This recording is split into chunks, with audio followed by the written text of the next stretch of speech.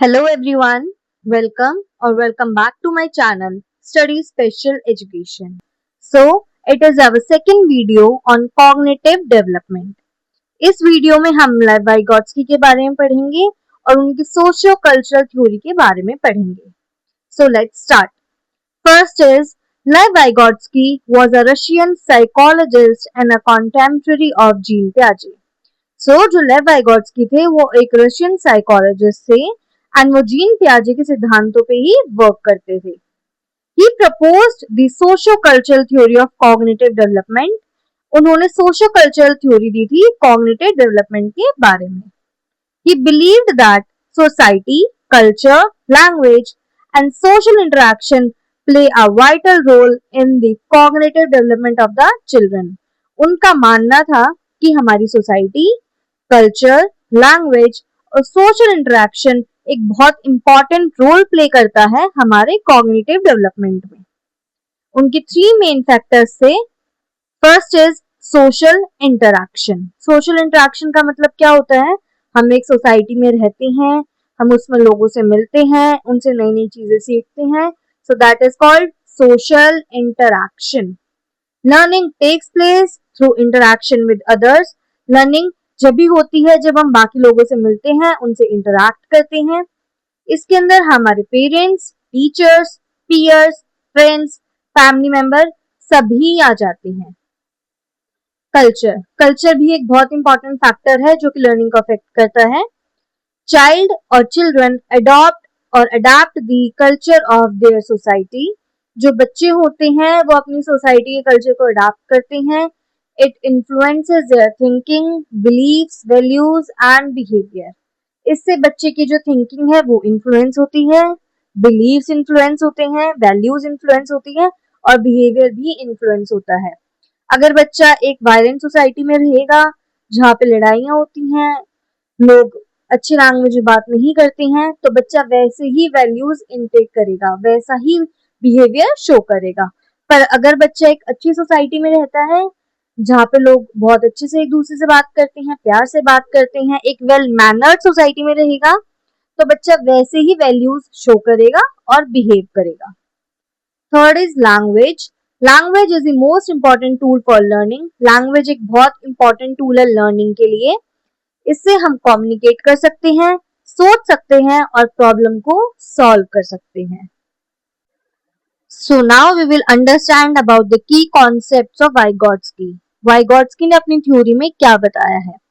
First is zone of proximal development, जिसे हम ZPD भी बोलते हैं. It is a gap between what a child can do independently and what he or she can do with guidance and support. So मैं ये आपको इस diagram के थ्रू समझाऊंगी. इसका मतलब ये है कि जोन ऑफ प्रॉक्सिमल डेवलपमेंट वो गैप होता है किसके बीच में? उस एरिया के बीच में जो काम बच्चा इंडिपेंडेंटली कर सकता है और उस एरिया के बीच में जिसमें बच्चे को किसी और की हेल्प या गाइडेंस की जरूरत होती है. सो इन दोनों के बीच में जो ये गैप है इसे हम क्या बोलते हैं? Zone of proximal development. Learning is most effective with in the zone of proximal development. सबसे ज्यादा learning zone of proximal development में ही होती है. Teacher or a more knowledgeable person provides help according to the child's need. Zone of proximal development में teacher या जो उसका guide है उतना ही सपोर्ट प्रोवाइड करता है जितना बच्चे को रिक्वायर्ड है. सो नोन स्किल मतलब जो स्किल बच्चे को पहले से पता है या आती है, और उसके साथ गाइडेंस, जब ये दोनों हम एक साथ करते हैं या इसे प्लस करते हैं तब क्या होता है? न्यू लर्निंग होता है. एंड ये कहाँ पे होता है? जोन ऑफ प्रॉक्सिमल डेवलपमेंट में. For example, a child cannot solve a puzzle alone but can solve it with the help of teacher. कि एक बच्चा एक पजल को खुद सॉल्व नहीं कर सकता, पर जब टीचर उसकी हेल्प करेगी तो वो उस पजल को सॉल्व कर सकता है. सो ये कौन सा एरिया है हमारा? Zone of proximal development.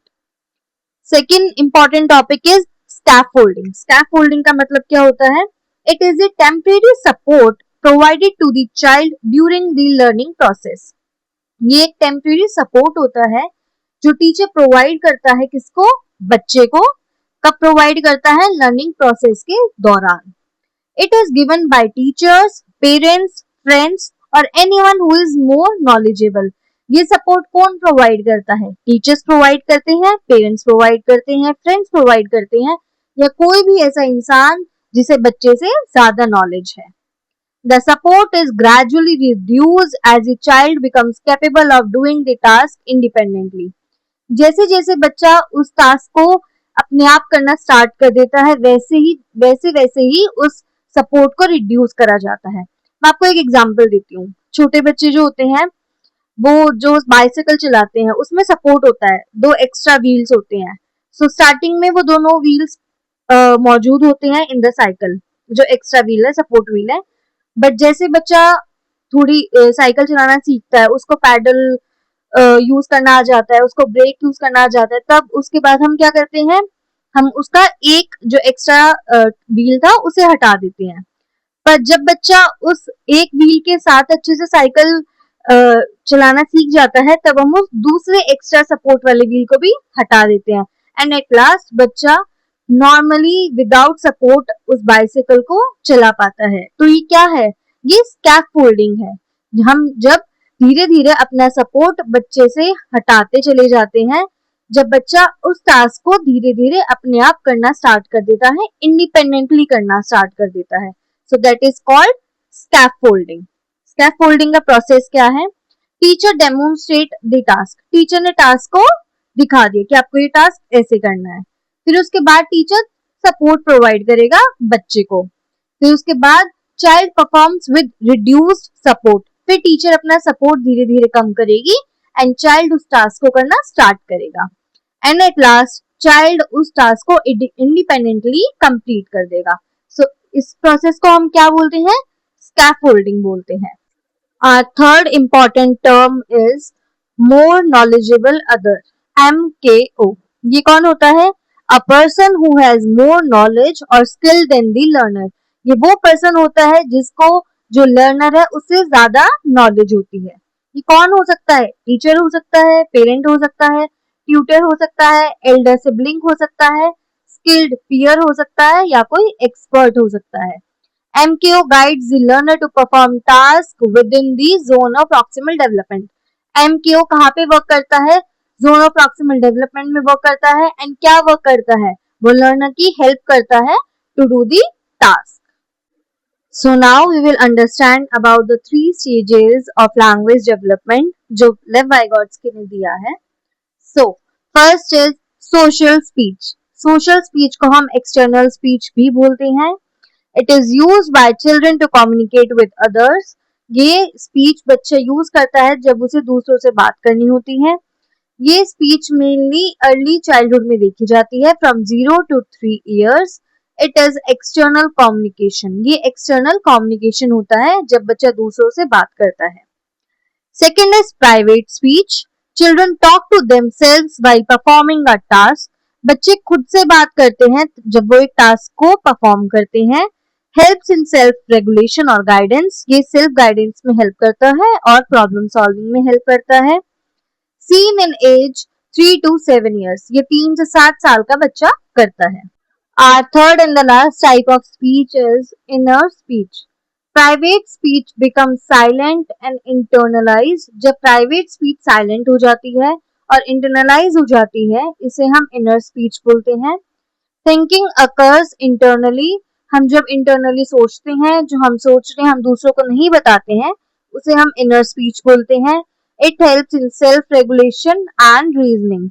Inner speech self-regulation और रीजनिंग में हेल्प करता है। So first is social speech, second is private speech, and third is inner speech. So now we will understand role of socio cultural environment. Social interaction is the primary source of learning. Social interaction एक primary source होता है जिससे हम कुछ नया सीख सकते हैं। Learning occurs through interaction and collaboration. मैंने पहले भी बताया था कि लर्निंग जब ही होगी जब हम किसी से इंटरैक्ट करेंगे या कोलैबोरेट करेंगे।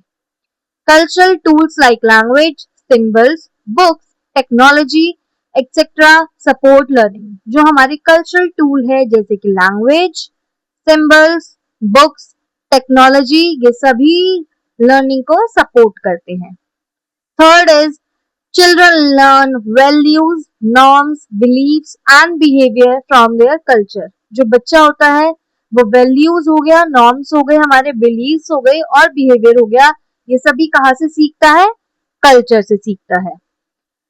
Cognitive development depends on the social and cultural experiences of the child. Cognitive development बच्चे के social और cultural experience के ऊपर ही depend करता है. वाइगॉट्स्की व्यू ऑन लैंग्वेज. अब हम वाइगॉट्स्की के जो व्यू थे लैंग्वेज के ऊपर हम उसके बारे में पढ़ते हैं. Acquisition of speech is the major activity in cognitive development. जो स्पीच है जब हम उसे सीखते हैं वो ही मेजर एक्टिविटी है जो हम कॉग्निटिव डेवलपमेंट के अंदर करेंगे. Language has a profound effect on thoughts. Language का बहुत ज्यादा इफेक्ट होता है हमारे थॉट्स के ऊपर. According to Vygotsky, language comes first and thoughts emerges later. Vygotsky के अकॉर्डिंग जो हमारी लैंग्वेज है वो पहले आती है एंड उसके बाद हमारे थॉट्स आते हैं. सेकेंड, वाइगॉट्स्की एंड पियाजे में क्या डिफरेंस है? वाइगॉट्स्की बोलते हैं कि लैंग्वेज पहले आती है पर पियाजे बोलते हैं कि थॉट पहले आते हैं. वाइगॉट्स्की थिंक कि लर्निंग से डेवलपमेंट होती है पर पियाजे बोलते हैं कि डेवलपमेंट के बाद लर्निंग होती है. वाइगॉट्स्की सोशल लर्निंग पे फोकस करते हैं एंड पियाजे इंडिविजुअल लर्निंग पे फोकस करते हैं. Interaction with others is important. Vygotsky के अकॉर्डिंग दूसरों से इंटरेक्ट करना बहुत जरूरी होता है पर पियाजे के according child explores and learns independently. पियाजे के अकॉर्डिंग बच्चा एक्सप्लोर करके और खुद ही सीखता है. So that's it from my side. ये था हमारा कॉग्निटिव डेवलपमेंट का पार्ट 2. मैं जल्दी ही पार्ट 3 के साथ आपसे फिर से मिलती हूँ and in next 2 to 3 days I come live on YouTube जिसमें मैं आप सबसे आपके जो भी डाउट्स है related to the exam, related to your qualifications, related to important topics and most important safe score, इन सभी चीजों के बारे में डिस्कस करूंगी. And after that I will come live on daily basis जिसमें मैं एक सीरीज स्टार्ट करूंगी ऑन PYQ क्वेश्चंस. हर एक चैप्टर से जो भी PYQ क्वेश्चंस हो सकते हैं हम उसका डिस्कशन करेंगे. Thank you and please subscribe my channel.